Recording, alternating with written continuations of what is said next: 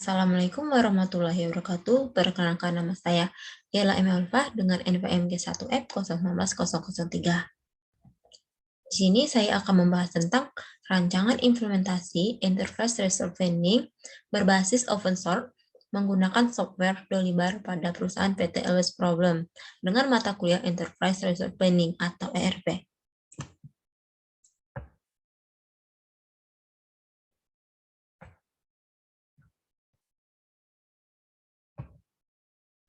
Nah, di sini terdapat literatur. Literaturnya tersebut ada 3. Yang pertama itu sistem informasi manajemen, yang kedua itu enterprise planning, dan yang ketiga itu ada Dolibar. Di sini terdapat permasalahan. Permasalahan dari perusahaan ini yaitu perusahaan ini memiliki rencana dalam mengelola data korporasi dengan pelanggan, namun tidak memiliki sistem informasi berbasis komputer yang mengintegrasikan seluruh entitas terkait. Selanjutnya, terdapat metodologi. Metodologi di sini terdapat beberapa poin. Yang pertama itu ada studi literatur. Apa sih yang dimaksud dengan studi literatur? Nah, studi literatur akan memberikan gambaran mengenai bagaimana cara memecahkan masalah dengan tepat dan merumuskan masalah berdasarkan penelitian yang sudah dilakukan sebelumnya. Nah, untuk yang kedua, itu terdapat identifikasi proses bisnis perusahaan. Bagaimana? Nah, identifikasi ini menghasilkan sebuah proses bisnis modul surya. Proses bisnis terdiri dari aktivitas-aktivitas rutin maupun non-rutin. Identifikasi meliputi prosedur pemesanan, pembayaran, dan pengiriman barang produksi.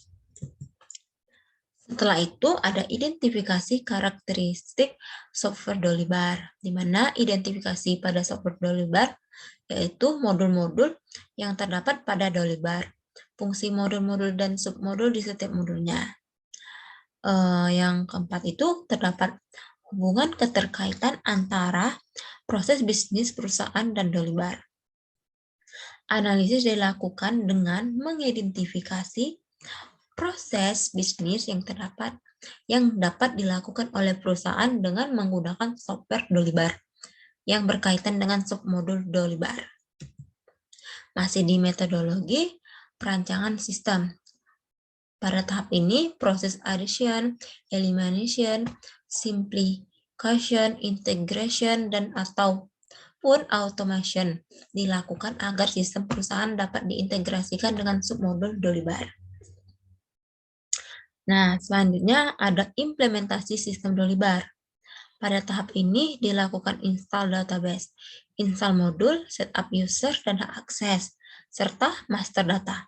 Setup user disesuaikan dengan rancangan hak akses yang telah dibuat. Yang selanjutnya diinputkan ke dalam sistem Dolibar. Dan ini ada poin pengujian rancangan sistem Dolibar. Pada tahap ini dilakukan pengujian rancangan sistem Dolibar dalam menjalankan proses bisnis perusahaan. Dan selanjutnya itu terdapat analisis rancangan sistem. Pada tahap ini dilakukan analisis terhadap rancangan sistem Dolibar yang telah dibuat. Analisis yang dilakukan yaitu analisis perancangan sistem CRM.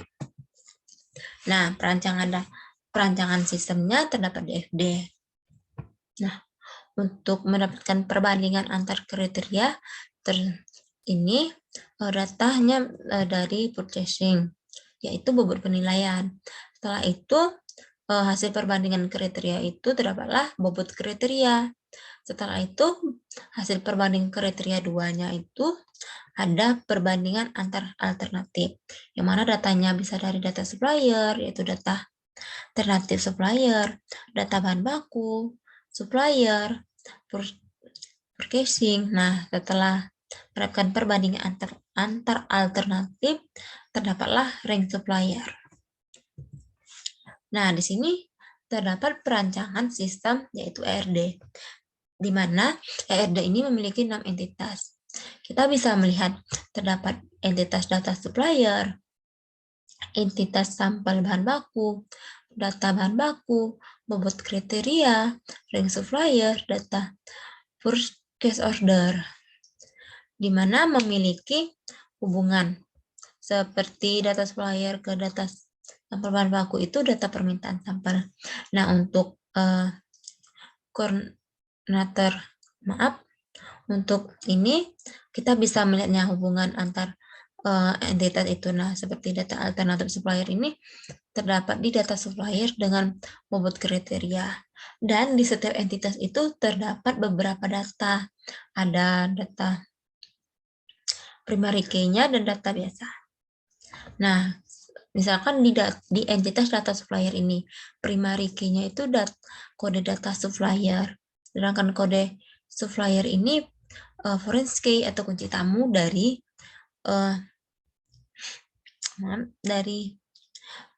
supplier. Nah, di sini kita akan membahas penerapan Dolibar. Yang pertama itu membuat order. Kita akan membuat order dengan memasukkan beberapa data seperti nama customer, terus kapan kita lahir, tanggal, terus dan channel kita apa, dan terdapat banyak lagi data-data yang harus kita isi. Selanjutnya yaitu validasi order. Setelah kita membuat orderan, kita harus memvalidasinya apakah kita yakin dengan orderan kita. Nah, teman-teman bisa melihat di gambar ini terdapat beberapa data. Setelah itu kita akan memvalidasinya. Nah, setelah memvalidasi orderan, kita membuat invoice. Di sini terdapat beberapa data juga. Teman-teman bisa melihatnya. Terdapat referensi, tipe, customer, dan lain-lain. Setelah membuat invoice, selanjutnya kita akan memvalidasinya. Apakah kita yakin atau tidak? Kalau yakin next, kalau tidak batalkan atau cancelkan. Di sini terdapat beberapa data, teman-teman bisa melihatnya ya. Terdapat tipe, diskon, invoice date, dan lain-lain. Teman-teman bisa melihat di gambarnya.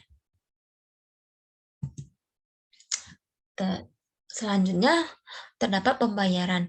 Nah, untuk pembayaran ini kita bisa memilih bank apa, memilih tipe pembayarannya seperti apa.